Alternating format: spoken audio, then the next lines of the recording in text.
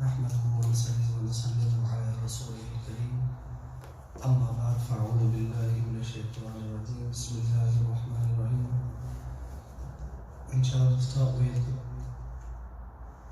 where we left off from the Aqidah, inshallah, the belief.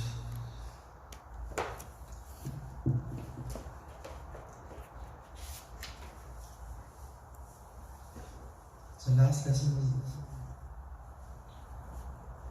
we spoke about and briefly mentioned about Hadith Jibreel, about Iman and Islam, on page number 23, and how it's important for Muslims to believe in Allah subhanahu wa ta'ala and it being a fard within and a compulsory part about the Iman to at least utter the words La ilaha illallah Muhammad Rasulullah. So he mentions here that when a person he says La ilaha illallah Muhammad Rasulullah, what is he agreeing to, or what things is he confirming or believing when he says La ilaha illallah Muhammad Rasulullah? Is it just that he's saying that I believe in Allah, I testify there's no God but Allah, and I testify that Muhammad sallallahu alaihi wasallam is the messenger of Allah? Or there's other things which are also part of this kalima that he's taken on board and made a responsibility for himself as well. And so he mentions here that when you say La ilaha, ashhadu an la ilaha illallah wa ashhadu anna Muhammadan abduhu wa rasuluhu, then you're in reality saying that I believe in Allah, I believe in His messenger, I believe in His books, I believe, the 7 articles of Iman. آمنت بالله وملائكته وكتبه ورسله واليوم الآخر والقدر خيره وشره من الله تعالى والبعث بعد الموت. So when we read the Shahada, we say we accept all of these 7 tenets or parts of Iman. Okay, so this is something important that we need to keep in mind. So he mentions here that this amount of belief along with the utterance once in a lifetime. So just saying this statement once in a lifetime is enough for you to go to Jannah. Yeah, so reading the Shahada once in our lifetime is enough to make us a Muslim and be within the fold of Islam. So imagine a person at the age of 15, he read the Shahada, and his friend said you've been chilling with him for 20, 30, 40 years. You've never seen the guy read namaz. We've never seen the guy do anything, any form of ibadah. We never even heard him read the kalima, apart from when we used to be in masjid back in the days. So the last fact that we know of that person is a Muslim. Even though the last time we came across him was 20 years ago that he read the Shahada. Just reading it once in our lifetime is sufficient for us to go to Jannah. Obviously with the condition that we die with that same belief of the kalima tayyibah. So he mentioned that reading it once in a lifetime is sufficient for you to be free from the hellfire forever. Yet it is encouraged to obviously repeat this continuously throughout our life. Not only does reading the kalima all the time get you reward, it increases your maqam with Allah subhanahu wa ta'ala, increases your rank in the court of Allah subhanahu wa ta'ala. And at the same time, the hadith of the Prophet sallallahu alaihi wasallam, أفضل ذكر لا إله إلا الله. The best form of dhikr is to say La ilaha illallah. And the ulama mentioned this means to say La ilaha illallah Muhammadur Rasulullah. This is the best way to remember Allah subhanahu wa ta'ala. On top of page number 24, it mentions this statement of belief incorporates one's belief in Allah, His angels, His books, His messengers, the final day, as well as predestined qadr, both its good and its evil. So like I mentioned, when you say the Shahada, then automatically the Iman al-Mufassal we did in Masjid, Amantu billahi wa malaikatihi. That's these things, those same things mentioned here. I believe in Allah, His angels, His books, His messengers, the final day, Yawm al-Qiyamah, Qadr, the good destiny, good and bad is from Allah subhanahu wa ta'ala, and the last but only read is wal-ba'thi ba'd al-maut, life after death. So when we say the Shahada, we say that we believe in all these things. So now when we claim to believe in all these things, as they proven to the Quran Kareem and is fard for us to believe, then having ilm of those things is important as well. We can't just say, yeah, I believe in prophets and we don't know any necessary attributes of prophets. We don't know anything which are impossible for prophets, right? So then, that's why they're going to discuss in these 14 pages about this Iman al-Mufassal that we'll be reading from childhood. What do all these 7 things mean? What's the correct aqidah, belief in regards to these 7 things, inshaAllah. And it's bored. These boys are not here today. So, next we mentioned, for verily we believe in our hearts and affirm with our tongue. You know, when we say Iman Mujmal, we say Iqrar bil lisan wa tasdiq bil qalb. We Iqrar bil lisan, we say with our tongue, I believe in Allah. But it has to come tasdiq bil qalb. It has to be from the heart as well. So the heart and the tongue have to be aligned. And you know, if you just, there's obviously great wisdom behind it, but just the apparent thing, for example, a person who only says it with the tongue, I'm a Muslim, he doesn't believe in his heart, is a munafiq, is a hypocrite. Those people will be, you know, the lowest of the hellfire. Outwardly they're Muslims, but really in the heart, they don't accept Islam. They're just doing it for some worldly benefit. You know, if I tell my parents I'm not a Muslim, they're going to reject me, they're going to disown me.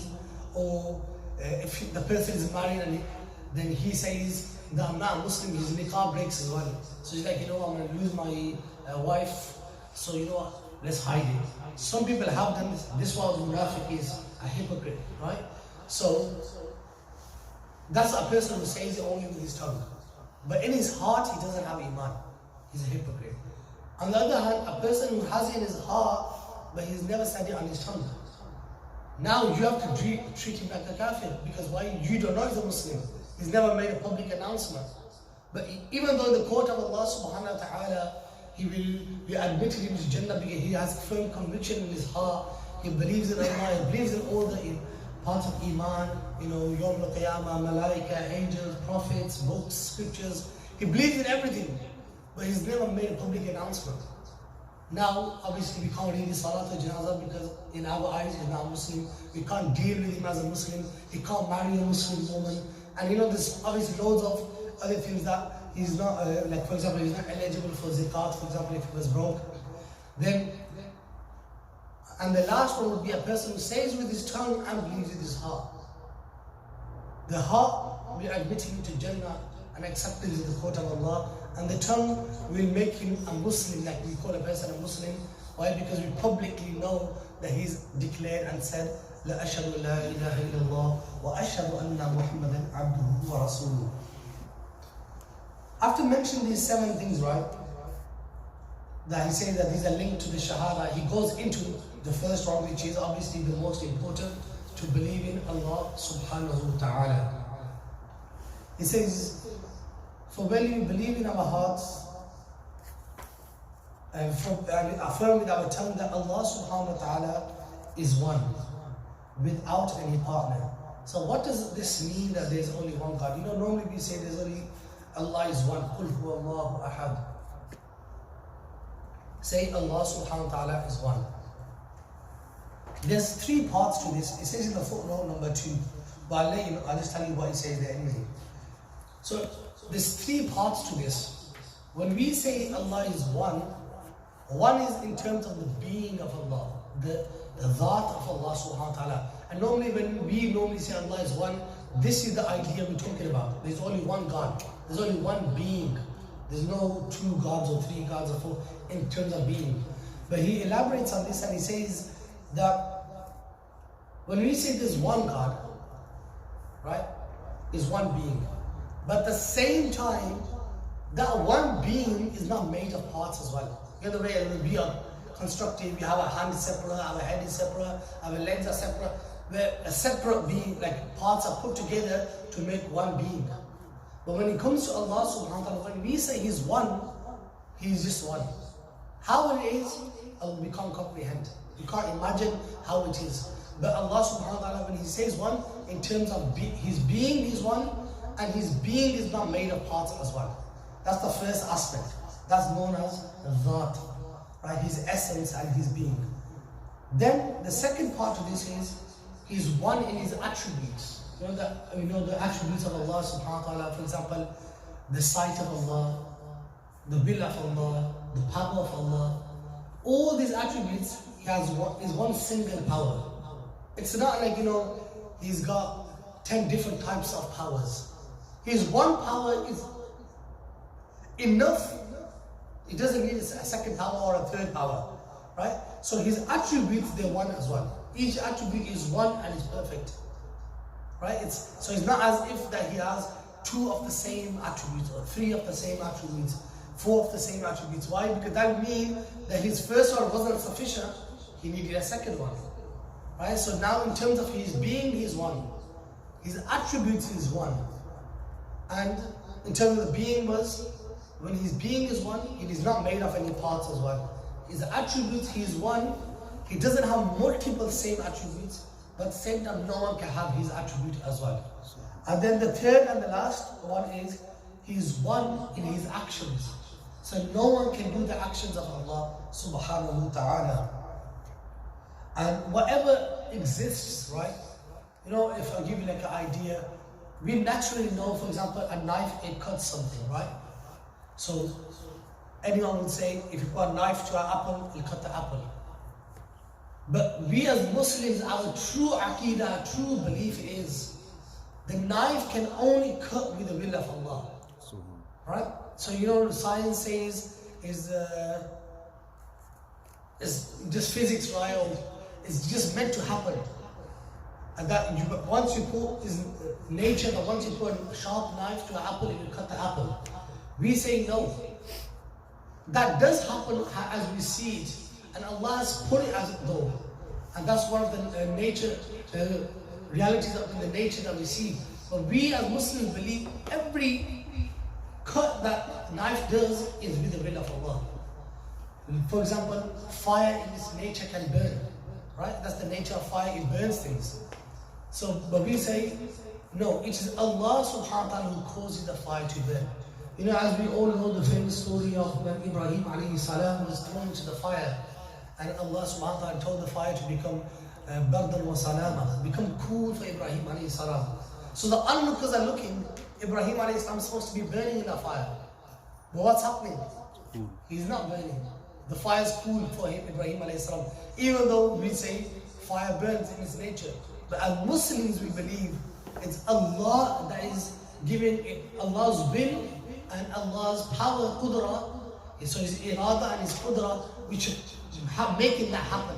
At every given moment, everything that exists in creation at this very moment, it's because Allah is keeping it going every given moment. That's what true Iman is. The moment Allah doesn't want it to be, it's gone. Fully, completely wiped away. There's no sign or anything left behind after that thing. So that's the first thing. So when we say Allah is one and He has no partner in His being, in His that, no partner in His actions, no partner in His attributes in all 3 aspects. So that's something key that's in footnote number 2 that you need to keep in mind, inshallah. A good way, if you bring a highlighter with you for future, if you have a highlighter with you, then you can underline or highlight, the key parts in the book. So in the future when you're revising, at least you know there's something important mentioned here, inshallah. Next, he moves on to say that there is nothing like Him. لَيْسَ كَمِثْلِهِ شَيْءٌ. There is nothing like Allah subhanahu wa ta'ala. This is a fixed principle in our Quran Kareem. This is one of the underlying or the main foundation of our aqidah of Allah subhanahu wa ta'ala. Everything that's mentioned about description of Allah in the Quran, the foundation is this statement. لَيْسَ كَمِثْلِهِ شَيْءٌ. There is nothing like Allah subhanahu wa ta'ala. This is the foundation. So anything that's mentioned, for example, Yadullah fawqa aydihim is mentioned, the hand of Allah is above the hand. Now when we think, okay, hand, is this actually mean a hand like ours? Then you remind ourselves, there's nothing like Allah. So it can't be anything like creation. It can't be anything we imagine, because whatever we think of, that becomes creation. And our mind is limited to whatever exists already in creation, be it from the sky, in the heaven, the stars, whatever it is. We will only come up with ideas that already exist within the creation of Allah subhanahu wa ta'ala. So there's nothing like Him, Allah subhanahu wa ta'ala. That's a key thing. So whenever someone says to you something about Allah and it contradicts this statement, most likely it's going to be incorrect. Or the person has misunderstood the statement and he's telling you a misinterpretation of what the ayah is saying. But in reality, just memorize this principle, there is nothing like Allah subhanahu wa ta'ala. This is the ayah in the Quran Kareem which is mentioned in the footnote below as well. Footnote number 3. Then he says that nothing can comprehend Allah subhanahu wa ta'ala. Nothing can, we can never imagine Allah subhanahu wa ta'ala. Our minds are limited to understanding and grasping the reality of Allah subhanahu wa ta'ala. So that's why, we should ponder. It is against our teachings that we ponder about the being of Allah. Try to really focus on how is Allah like, where is He? Try to imagine Him. Because Allah's already told us that He can't be imagined, right? He can't be, He's nothing like creation. So whatever we can try to imagine, either we're going to get to a conclusion of nothing, or we're going to get misguided. Right? That's what people lead to kufr and idol worship. Why? Because they try to link Allah to something in creation. And then that makes them gumrah, that makes them misguided. And some then obviously could lead to disbelief as well if you ponder about it too much, because we can't really grasp the reality of Allah subhanahu wa ta'ala. Then he mentions here that there's no deity other than Him. There's no other God other than Allah subhanahu wa ta'ala. He is pre-eternal, without beginning, eternal, without end. Now something to understand here. When they mention about Allah being pre-eternal and eternal, so no start for Allah, no end for Allah. This, when they normally say pre-eternal and eternal, this is from our perspective.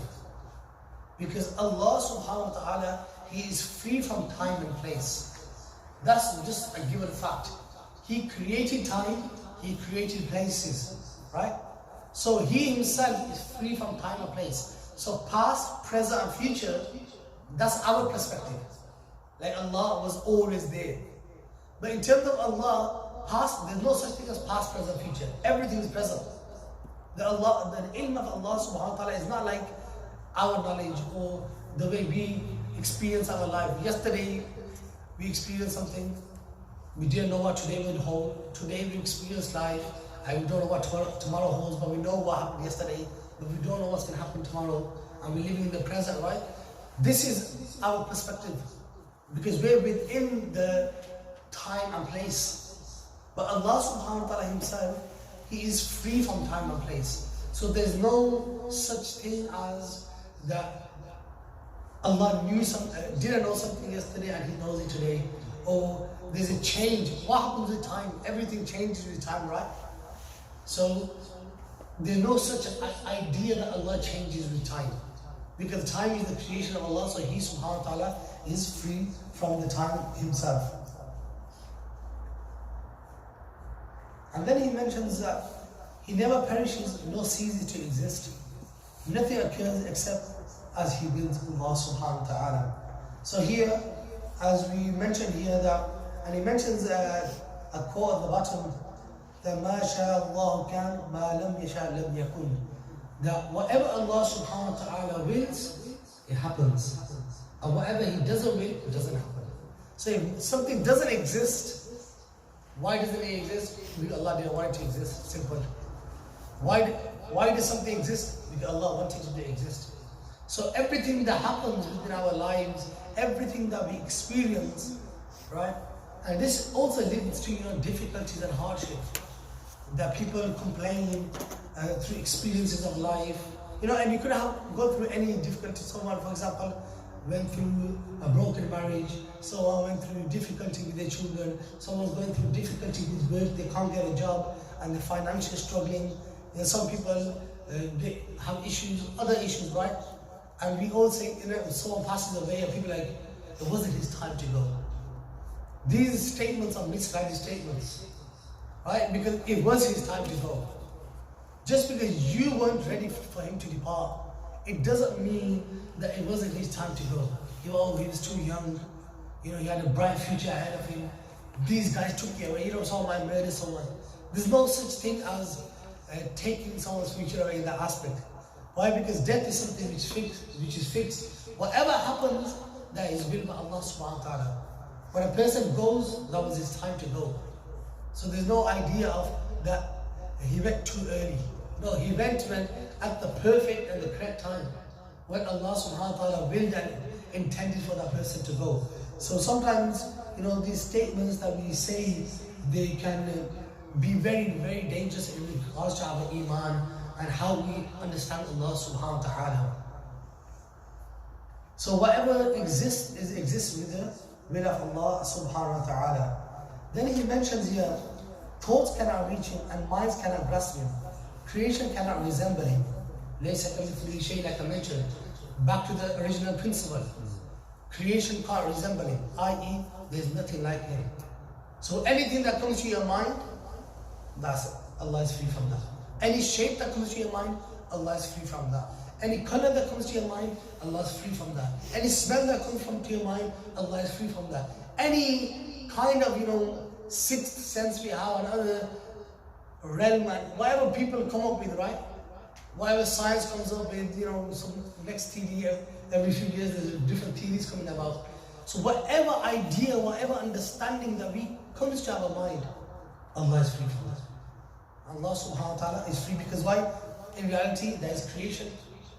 It might not exist physically, but it's created within our mind, within our thoughts. So it's still something which is created. So remember the foundational principle, there is nothing like him, Allah subhanahu wa ta'ala. Because in reality, if Allah was similar to anything, in any aspect, right?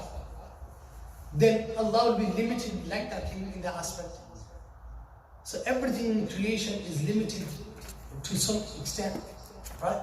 So if Allah was similar in any aspect to something, that you attributed those attributes of that temporary thing to Allah subhanahu wa ta'ala. You're giving the qualities of that temporary thing to the Zat of Allah, which doesn't fit Allah subhanahu wa ta'ala. So whatever comes to our mind, just remind yourself, Allah subhanahu wa ta'ala, He is free from all that which we can comprehend.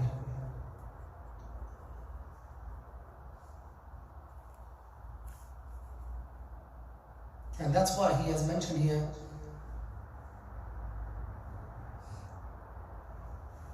so that's why briefly he's mentioned in the footnotes as well under this, that every action, everything which is created cannot be attributed to Allah subhanahu wa ta'ala. Then he mentions here, he is Al-Hayy, the living, and he never dies. He is self-subsisting, Qayyum, self-established, so he doesn't need anyone to keep him alive. He doesn't require anyone or anything or any, the way we are dependent on we are dependent on food, we are dependent on oxygen, we are dependent on, whatever things there are in existence, right, that are keeping us surviving. Allah subhanahu wa ta'ala is free from that. He doesn't need anyone. He doesn't need anything. He doesn't need any, because in reality everything else, like we mentioned previously, links all together, is one whole kind of idea that we have to understand about Allah subhanahu wa ta'ala. Because whenever we say He needs something, then we make Him dependent on that thing. Then we make Him limited in the aspect in terms of His life and His abilities. So Allah subhanahu wa ta'ala is free from all those things. And then He mentioned that He never sleeps, because while sleeping is a deficiency, and Allah subhanahu wa ta'ala is free from all defects. Why? Because why do we sleep?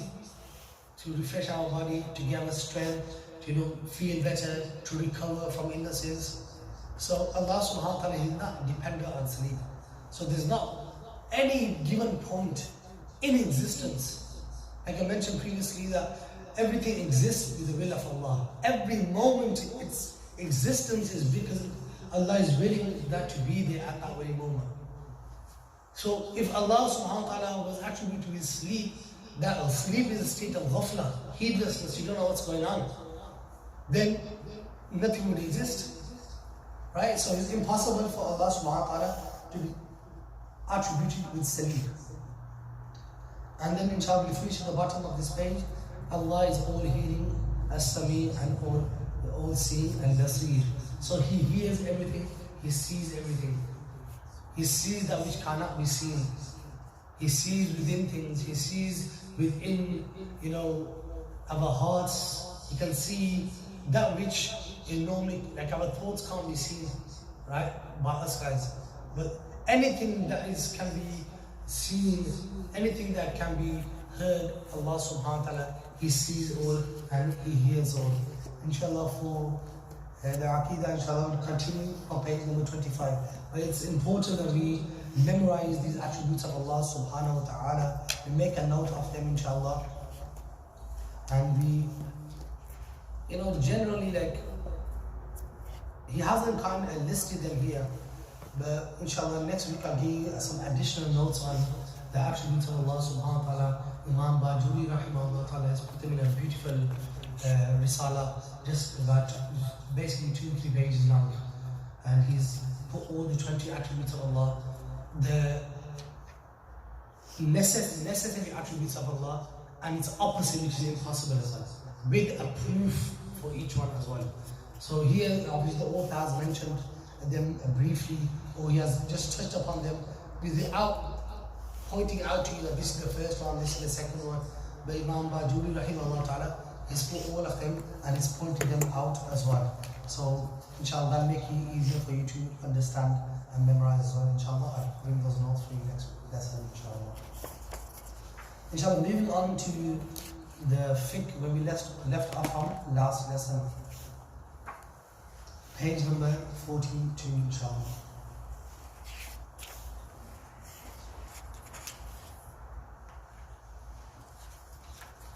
So last lesson, Bismillahirrahmanirrahim, we had a brief intro onto purification. As you know, all fiqh books normally start with the chapter of purification. And we spoke about the different types of water which Allah subhanahu wa ta'ala has given us to purify ourselves. And we spoke about the 7 sources of water. Then we mentioned about water which has been contaminated or has things put inside it that make it impossible to use, or it takes the quality of purification away from them. And then we lastly spoke about the 4 fard of wudu. Inshallah, today we will move on, and the 4 fard of wudu is something you need to memorize. What I'll do for next lesson, inshallah, is I'll give you some questions about the text. So question 1 is this, question 2. At least that way you know which key parts to at least memorize and implement, as if we're doing an exam. There won't be no actual exam for this. It's obviously everyone's own ability, what they can absorb, and but inshallah I'll give you some questions at least to know. Okay, if I know this question, I know my key parts about wudu. If I know this question, I know my key things that nullify the wudu, and so on. And inshallah we'll do that throughout the book, inshallah. So next he mentions here about, after the 4 fard of wudu, he's speaking about the emphasized sunnah mu'akkada. So emphasize sunnahs of wudu itself. Just something I want to mention is, there's commands to do in the Sharia and there's commands not to do in the Sharia. And on one side, for example, the commands to do, the highest level would be fard. Second would be wajib. Third would be sunnah mu'akkada. Fourth, sunnah ghair mu'akkada. And the 5th, mustahab or nafal as we call it, right? On the other side, we have 5 prohibitions as well, which will be haram, would be opposite of the fard, you could say. It's easier to understand like that. And then on the second, we had a wajib, something to do, right? Secondly, most important. On the other side, it will be makruh tahrimi. Third was sunnah mu'akkada. Other side would be isa'a. And the 4th was sunnah ghair mu'akkada. And the 4th, on the opposite, would be which I was mentioned, Isa makruh tanzihi.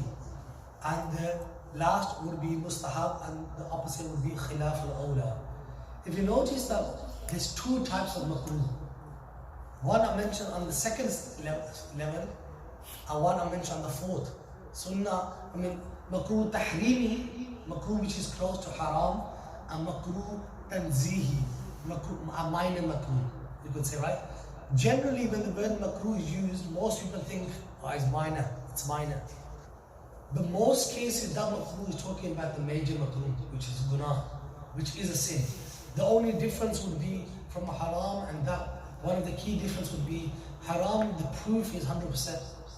Like Allah said, lahm khinzir, eating pig is haram, or having khamr is haram, drinking blood is haram, for example, right? These things are clear cut in the Quran Kareem. So denying that would deny Quran, so it's haram to do those, right? Then sometimes those things are easy way to understand is the proof is there for them to be wrong. But the proof is, you could say like 95%. There's 5% that someone could say, but hang on a minute, it's not that clear. So they go into makruh tahrimi. And that would be things like, which are dangerous for us and have no benefit. You could say, ulama put smoking to makruh tahrimi. It's bad for your health, waste of money, negative smell. There's no positive for it. Apart from the people use it relieves stress. That's, I think, just an excuse just to have a few burns. But generally, people say that about other things as well. But that's how the categories work. So when someone says, ulama says something is makruh, like for example, shisha, for example, right? There's no benefit for shisha. Waste of money, damages your health severely. The atmosphere normally when people have it is not a very Islamic atmosphere. So the ulama put a fatwa on there that it's not permissible to go to shisha lounges, which is a fatwa out there, it's haram to go to shisha lounges, where they say it's makruh to have shisha, for example. Don't say, it's makruh, it's fine. So this is where I just want to, inshallah, next week what I'll do is, there's a table in another fiqh book, which I'll make a photocopy, at least you have a visual idea of the do's and don'ts within our Sharia. So when you have two things, right? When you have two options, which, they say always do the better option. How to know what to do, which one's the better option. For example, you're going to work and you need that job because you're providing for all your children, maybe. So providing for your family is far than you. Maybe providing for your parents. And so that job is a must, you need that job. No matter what, because you need to provide for your family. And your boss says to you, for example, that you only have 5 minutes to pray. I give you time to pray, you only have 5 minutes. Now, keeping a job is fun because of your circumstances. Right? Every person's circumstances will be different. I'm just giving one example. Now this guy's like, now I'm going to read my nafil. In the zone of Mars, got 4 sunnah, 4 5, 2 sunnah, 2 nafil. I'm going to read all of them. The guy's like, that's going to be 20 minutes. Either read all of it, go home, or quickly read and join, get back to work. So now you have a fard that you might lose your job to provide for your family. Now what would you do? You cut the nafils off, or the sunnahs if you have very less time. But obviously the fard, so you start from the lowest one, you cut them off first until you make your way up, and obviously the last and most important fard or wajib can't be missed at any circumstances. In that case, you get a new job. Yeah, so, but generally, that's how you apply the sunnahs and stuff in your life. A misunderstanding which most people incorrectly say, and this is extremely, and I personally find this statement to be a very borderline statement in terms of your iman. When people say sunnahs are not important, people say that, right? If I open this word sunnah up, what does sunnah mean? It means the words, the actions, right? The saying, the actions, and the silent approvals of the Prophet sallallahu alaihi wasallam. So now, if I put that into English, sunnah, English translation, it would mean the words, action, and the silent approvals of the Prophet sallallahu alaihi wasallam are not important. See how dangerous that statement is when people say sunnahs are not important. You can say, look, you should pray your sunnah, you should do sunnah actions, but I'm just slacking. Or, I'm lazy, but do dua and build up to that. But don't say, it's not important, you don't have to do it. The Sahaba Ikram, they didn't distinguish like, oh, this is sunnah, let's leave it. Or this is farz, we're only going to do that. No. They seen the Prophet ﷺ do it, they done it blindfolded. We know narration, the Sahaba walked on and went on a journey, and there was a tree there, for example. And the Prophet ﷺ ducked down. And then later when the Sahaba were going, the tree was cut off. There's no tree there. And the Sahabi ducked, and they're like, what are you doing? He said, when I walked with the Prophet ﷺ here, there was a tree here, and the Prophet went down. And now that I'm passing by, even though the tree is gone, he still done the sunnah of the Prophet ﷺ was stuck. They seen him ﷺ do something, they did it. No questions. Ya Rasulullah, is this important? Do I have to do it? Should I do this? When can I leave this? When you keep always looking for excuses. The Prophet ﷺ did it, labbaik, do it. If you don't have time, remorsefully leave it out. Sadly leave it out. But don't think there's minor, it's only sunnah. The lads do that, right? That's a very dangerous statement. So I thought I'd just mention about the sunnah and father. All these things have a ranking, and the ulama put them in that way so we don't make mistakes in our fard ibadah. So they put, okay, this is fard for you, this is sunnah level, this sunnah ghair, this is nafal level. So we know how to prioritize our life. Which things to give more priority to in certain circumstances, which things not to give priority to. And this is not only for namaz, read the sunnah, you don't read the sunnah, people. It's all aspects of our life. Now, for example, something might be a sunnah to do, and then on the other hand, you have a fard to do, right? You do this fard action, and then try to apply the sunnah. But if they happen, apparently they might seem to contradict in your circumstances, scenario you find yourself in. You have to leave one or the other, then you pick the fard, you do the fard, and then you would leave the sunnah out in that circumstance. So, just moving on, inshallah, mentions the emphasized sunnahs of wudu. First, making an intention is sunnah.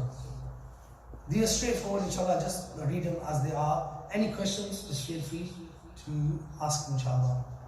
Using a miswak, a toothbrush, is sunnah as well. If you don't have a miswak, then you can alternatively brush your teeth. If not, if you're out somewhere, with the intention, I don't have access to a toothbrush, I don't have access to a miswak, so alternatively, I use my finger, the closest I can get to that. Then Allah subhanahu wa ta'ala inshallah will reward us for our intentions, for at least trying. So then you can use your finger. If, for example, a person he has an allergy to a miswak, for example, then that person, him using his finger is like using miswak for him. Why? Because he wants to use the miswak, but he can't for technical reasons, right? So then, for health reasons, then hence that person can just use his finger and get the reward as well. Reading Bismillah at the start of wudu, washing the hands, including the wrists, at the start of the wudu. So before you begin your wudu, you normally, the way we taught wudu, wash your hands for Bismillah, read Bismillah, wash your hands, rinse them out 3 times, rinse your nose 3 times, wash your... The method we taught from childhood, that method includes all the sunnahs. That's the beauty of our ulama, they put it in an easy way for us. So even though we learned it from childhood, if you notice, all these things are automatically included within the sunnah, the method that ulama have instructed us and told us to do. Then, maintaining the correct order of the limbs. Allah subhanahu wa ta'ala mentioned in the Quran, فَاغْسِلُوا وُجُوهَكُمْ وَأَيْدِيَكُمْ إِلَى الْمَرَافِقِ وَامْسَحُوا بِرُؤُوسِكُمْ وَأَرْجُلَكُمْ إِلَى الْكَعْبَيْنِ. The 4 fard of wudu are mentioned in the Quran, hence they're fard, right? So, but the amounts of some of them are not mentioned. So there's a dispute in how much is fard, right? But what is fard is mentioned. What is mentioned is the 4 fard. So here mentioned they're maintaining the correct order of the limbs. So doing the wudu in the order is mentioned in the Quran. Even in the Hanafi school, it's not fard. In other schools, they mention it as a fard. Allah says, wash your face first, wash your arms, do a masah of your hair, wash your feet. If Allah said that in the Quran, then the fard and do them in the order as well. But in the Hanafi school, these 4 are the fard, but just doing them in order would be a sunnah. It won't be fard. So if you accidentally, for example, you weren't paying attention, you wash your face and then you carry on. Then once I realized at the end, oh, I wash my arms. You just wash your arms. Why? You just complete the fard. The order is sunnah. Okay? Next I mentioned about continuity. That you wash each part before the previous one gets dry. That's one understanding of this. The second understanding of this is that you don't do something that contradicts wudu. So you don't wash your hands, wash your mouth, then like, yeah, bro, this happened. You know, people start having a full conversation, and then they rinse their nose, they have a bit more of a conversation. Now you're doing things, you're doing the wudu without continuity. Or you're doing one part wudu, having a bit of chat, another second part wudu, having a chat. So that's what one understanding of continuity means. And the other one, but both of them should go hand in hand. We should do our wudu. You know, wudu is a form of ibadah as well. You know, sometimes we think our namaz starts, okay, I need to go read Maghrib namaz, for example, right? And then we head off to the masjid, we quickly do wudu, okay, just quickly do wudu, we run to the masjid. We think just reading the masjid, namaz in the masjid, the imam, that's the namaz. But the actual ibadah started when you were chilling with the boys, and you're like, let's go to namaz, I'm going to go to masjid, I'll see you guys there. Soon as you drove off from the spot where you're chilling, your worship has actually started then. When you get off, watching Netflix or whatever, people watch YouTube and all these dead programs, right? And then they get up from the sofa to do wudu. Your actual worship starts from the moment you got up from your sofa. So even if it's, I'm going to do wudu, then we'll drive down to the masjid, we'll do wudu, walk you to the masjid.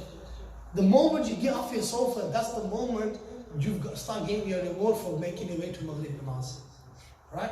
So the wudu is a form of ibadah as well.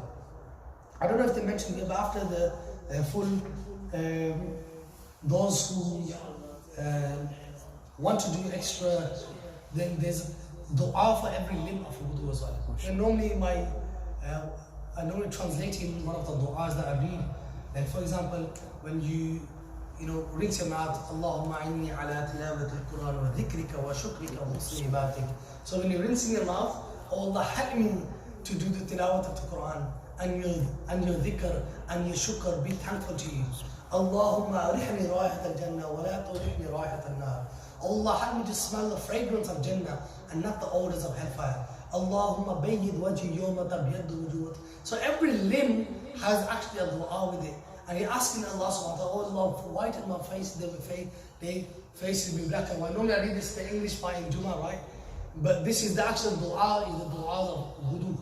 Oh Allah, give my book in my right hand, and oh Allah, don't give my book in my left hand, not with my hand sticking out my back. Oh Allah, give me the shade under your throne. Oh Allah, help me to listen to your speech which will benefit. Oh Allah, save my neck from on the day of judgment. Oh Allah, prevent my feet from slipping on the Pul Sirat, on the bridge on Yawm al-Qiyamah. So the wudu in itself is a form of ibadat. Once we understand that, then that's when you start getting, like we're going to cover inshallah with Imam Ghazali's book. That's when you're going to get the sweetness of our ibadat. We normally read our namaz, we don't really feel anything. Bro, we read namaz for like 6-7 years, man. I'm not really feeling it. I never got anything out of it.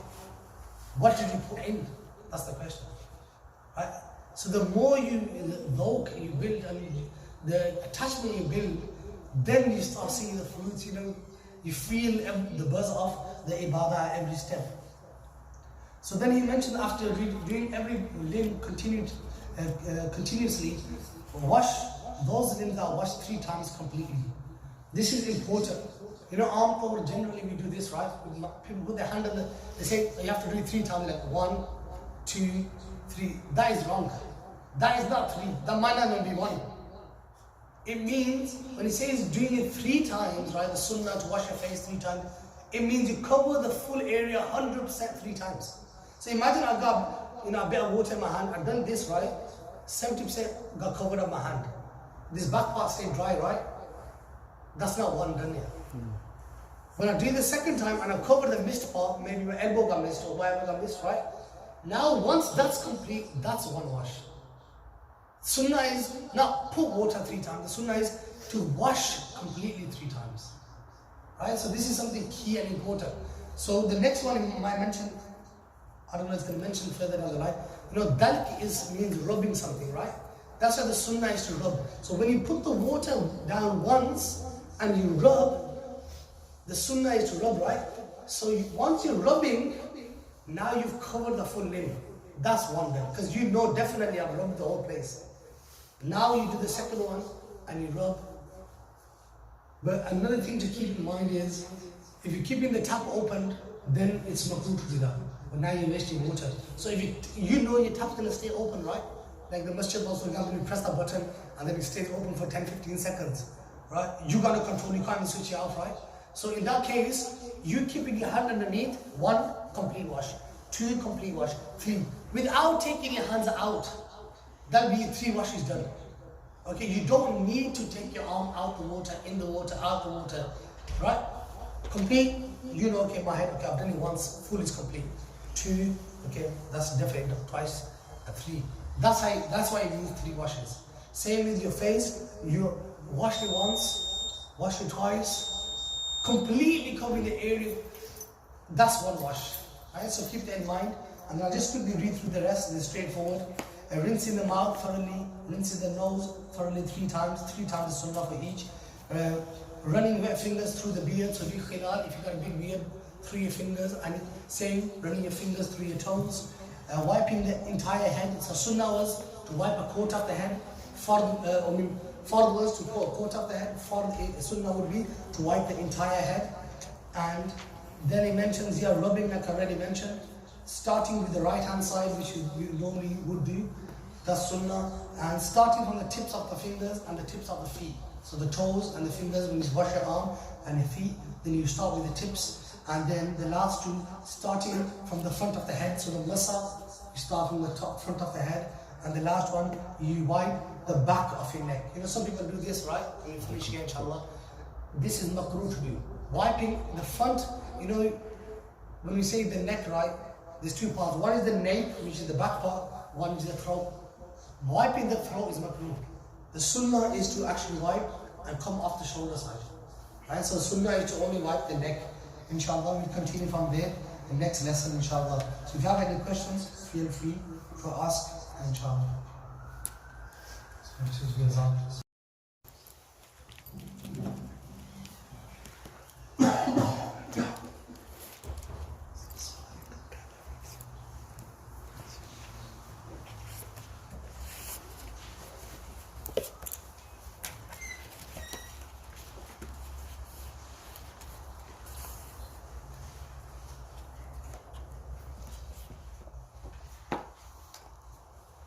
So, we're going through the introduction of Imam Ghazali's, inshallah. So the fiqh will continue from the next lesson, inshallah.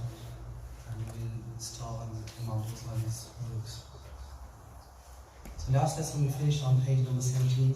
Let's keep going through the introduction of the book. So that last lesson, the hadith, we spoke about the maqam of a student of knowledge, which was on page number 17, that the Prophet ﷺ mentioned about the angels spread their wings for you to walk, and the fish in the sea seek forgiveness for a student of knowledge. So these 2 things that we mentioned last lesson. So continuing from there, he mentioned وَلَكِنْ يَنْبَغِي لَكَ أَنْ تَعْلَمَ قَبْلَ كُلِّ شَيْءٍ أَنَّ الْهِدَايَةَ. He says that it is necessary for you to know, before anything, the guidance التي هي ثمرة العلم, that the fruit of knowledge actually is gaining guidance from Allah subhanahu wa ta'ala. So without hidayat, just ilm, without any guidance, you know, we say to the Imam, we pray, we ask Allah, guide us on the straight path. So he's saying guidance is what you're looking for when you seek knowledge, right? So remember, he's giving you the intro to knowledge and how to purify the intentions. Then he says that obviously this journey of seeking knowledge must have a start and it has an end. It has an inward aspect and it has an outward aspect. So like, you know, the one we learn about our wudu, we learn about ghusl. Those are practical outward things, right? But there's an inward journey that we go towards Allah subhanahu wa ta'ala. So hidayah, the guidance that we get from our knowledge is for our inward and our outward as well. And moving on to page number 18, he mentions there's no way to reach the end without mastering the beginning, just as there's no way to discover the inner essence of it until you have arrived at understanding the outward. So obviously you can't get to the end, which is being guided by Allah subhanahu wa ta'ala, if you haven't mastered the starting, how to master it, how to gain guidance, right? So he says, saying there's no way to discover the inner beauty. Like, we say that, for example, if we take namaz, for example, right?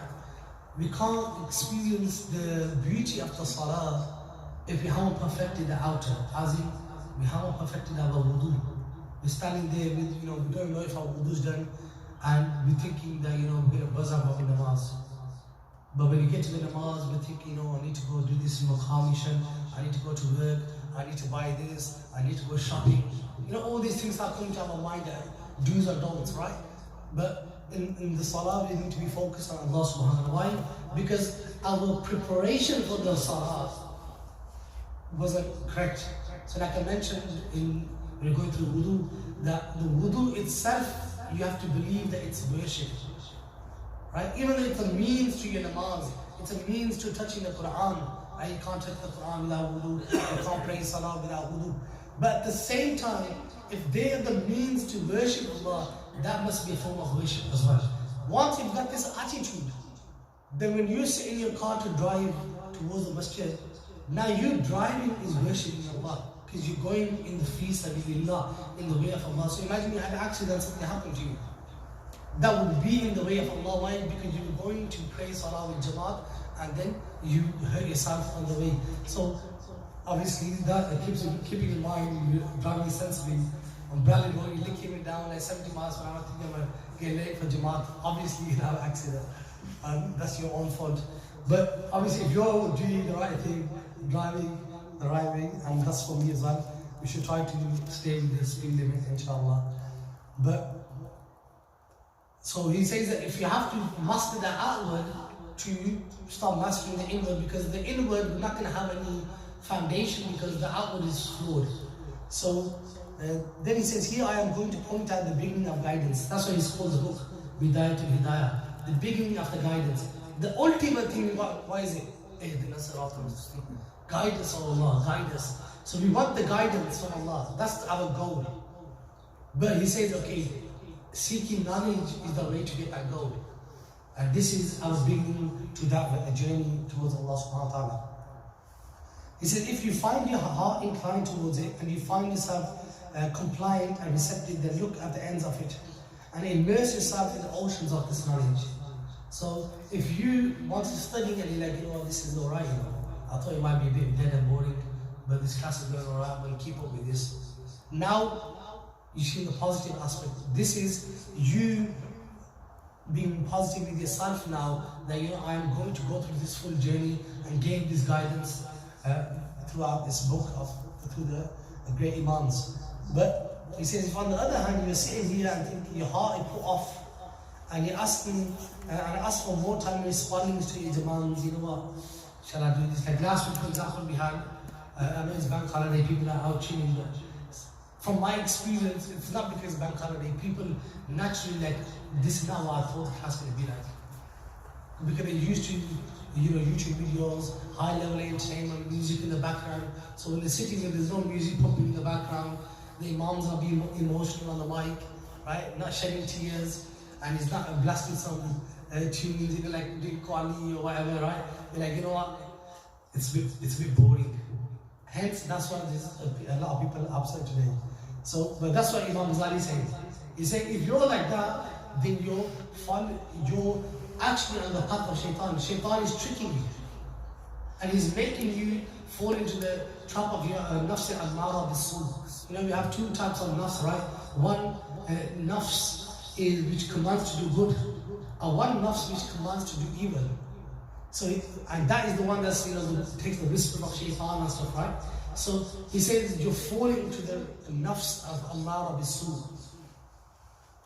So then he says here, Talking about that, he says, if you can't find yourself responding to this knowledge, then know that the part of your lower self wanting the knowledge is the self that commands to do evil, i.e. the nafs ammara bisu, which are risen up out of obedience to the accursed shaitan.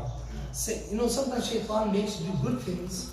I'll give you a prime example. I was reading this last night, right? I was thinking, before Jummah today, and I was thinking, what example can I use for this, right? I came to Jummah, soon as I sat down, this is before Jummah, Mawlana was doing Jummah, so I was waiting for him to finish, right? Soon as I sat down, the guy goes, bro, they don't give you time for sunnahs, read your sunnahs. And this one reminded me, and he got right in the middle of while the speech is going on. It is better to listen to the khutbah than to read your sunnah. But sometimes shaitan tricks you to make you do your sunnah in the full less do sunnahs, or read tasbih when the imam's giving a speech, right? Reading tasbih is less reward. You might think I'm becoming pious. Some guys will be giving a speech, they grab the Quran from me and start reading the Quran from me.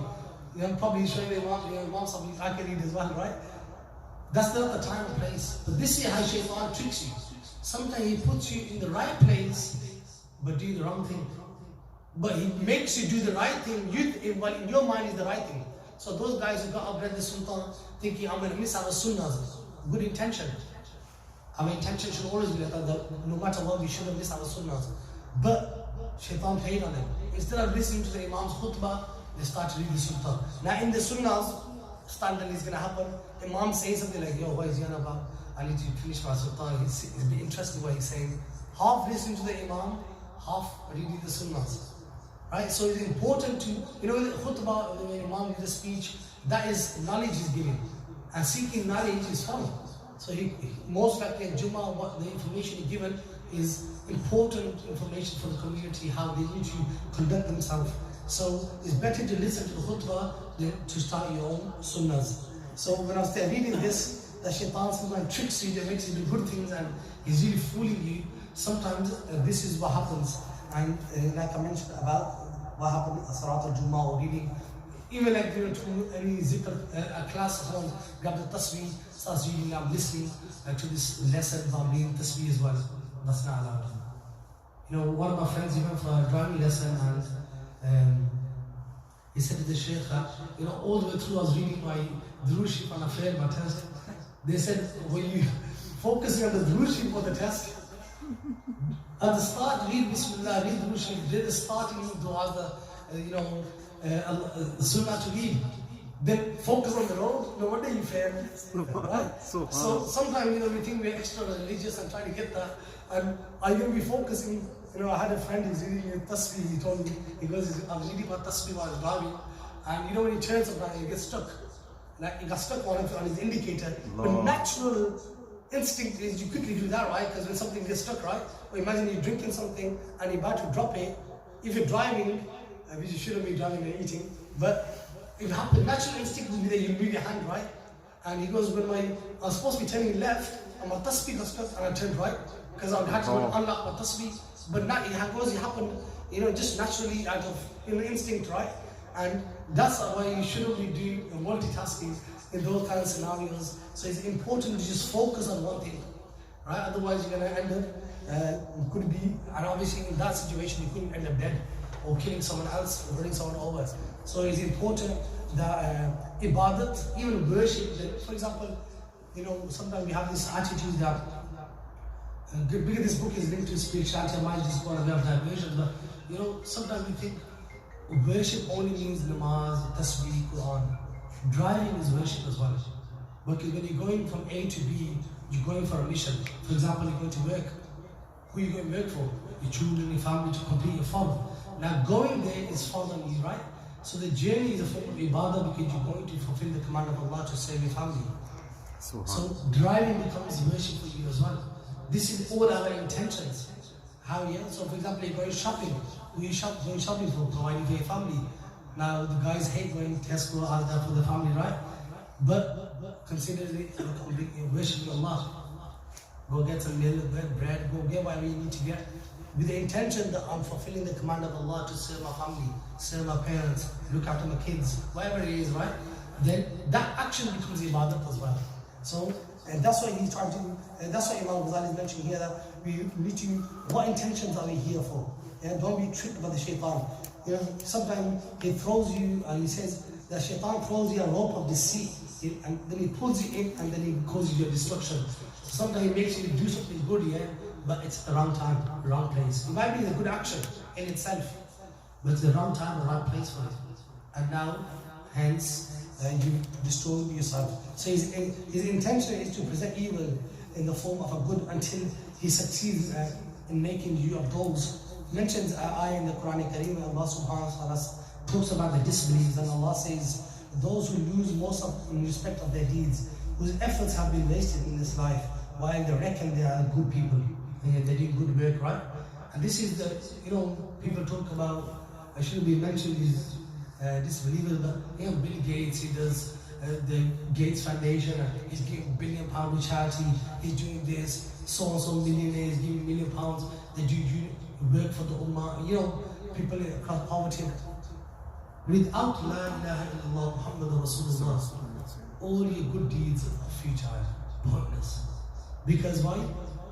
Our good actions, we're going to get rewarded for them, right? On Yawm al-Qiyamah. But those people who deny Qiyamah, like we had a recent post of what's the Amazon guy, the owner of Amazon, why is it? No, Tesla guy, the Tesla one, yeah? He posted, if there is a God along those lines, I'll go see him. If there is a hell, I'll go to look and see if there's a hell. These people, no matter how generous they might seem in the worldly aspect, right? How much charity, don't be deceived by the outward actions. Because this is one of the tricks of shaitan. Outwardly he deceives you. Oh, look how good they are, look what charity. People do this and we insult our Muslims over this. Like people say, in England there's no Islam unless Muslims. In Pakistan there's Muslims unless Islam. And a Muslim who doesn't do any ibadat, the only thing he says, La ilaha illallah Muhammadur Rasulullah, is better than any kafir on this planet. Simple. No matter how mashed up he is, no matter what guna he does. This kalima tayyiba, like we read in the Aqidah book, if someone says La ilaha illallah Muhammadur Rasulullah, he's going to Jannah. Simple. He dies on this, only once he needs to say in his whole life. So a Muslim, no matter how sinful he is, this kalima makes him greater than any kafir that walks on this planet. No matter how good or outwardly the kafir might seem. Why? Because he might be generous to people, but the biggest insincerity, the biggest rejection this guy is doing is rejecting the Lord who created him. What good has he in his heart when he can't recognize Allah subhanahu wa ta'ala. So here then he mentions here, at this point shaitan will recite to you excellence of knowledge and high rank of scholars. And shaitan will motivate you. Alim this, alim that, good. Learn about the positive. But Imam Ghazali is breaking up nafs. It's for Imams as well, Imam Ghazali is right. So he presents and he says, Man izdada ilman wa lam yazdad huda lam yazdad min Allah illa huda. He mentions the hadith here, which I'm going to go straight to the hadith.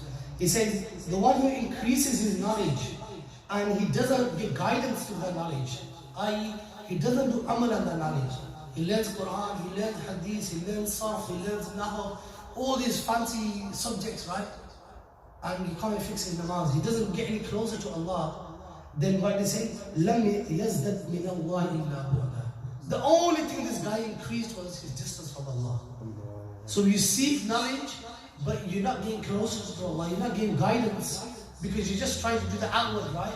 Just to show off to people, I've learned this, I'm Imam this, I'm Imam that. The only thing that you're increasing is your distance from Allah. That's the only thing. This is a hadith of the Prophet sallallahu alaihi wasallam. And then he mentions another hadith of the Prophet sallallahu alaihi wasallam. إِنَّ أَشَدَّ النَّاسِ عَذَابًا يَوْمِ الْقِيَامَةِ عَالِمٌ لَمْ يَنْفَعْهُ اللَّهُ بِعِلْمِهِ. The person who's going to be the most punished on the day of judgment will be an alim who doesn't benefit from his own knowledge. A person who can't benefit from the ilm Allah has given him. He studied, Allah says namaz is fard. Where does Allah say, Surah Baqarah, ayah this, Surah that. I can translate it, I've learned Sarf and Nahw, I've learned Arabic, and he's flexing his Arabic grammar. And then when in the namaz time, the guy is sleeping in his bed. Jamaat's happening in the masjid, the guy's walking in the opposite direction. You know what, I got an mission to do, I got excuses. This person only gets more distance from Allah subhanahu wa ta'ala, even if he increases his knowledge. So the purpose of knowledge is to build that connection with Allah, to get closer to Allah. Then as dua, which I recommend everyone to learn here, is mentioned here. By the way, I'm highlighting, you should highlight the key things in your book as well. So next time you open the book, then you know which part you just focus on. And he says here, dua of the Prophet sallallahu alaihi wasallam, Allahumma inni a'udhu bika min ilmin la yanfa'u wa qalbin la yaksha'u wa 'amalin la yurfa'u wa du'a'in la yusma'. This is a dua of the Prophet sallallahu alaihi wasallam. He said, oh Allah, I seek refuge in you and protection from you, in you, from knowledge which does not benefit us, from a heart which does not feel, from an actions which don't erase our rank, and from a dua which is not heard, which a prayer which is not heard. These are very, very important and powerful dua that we all should memorize. So not all knowledge is beneficial. Now we know that as well, right? Because when the Prophet said, Allahumma inni a'udhu bika min ilmin la yanfa'. Oh Allah, I seek refuge in you from knowledge which doesn't benefit. He asked youngsters, they know how many goals Ronaldo scored, how many, who Messi is, and their mom's name and dad's name, and the full khaman, they know, right?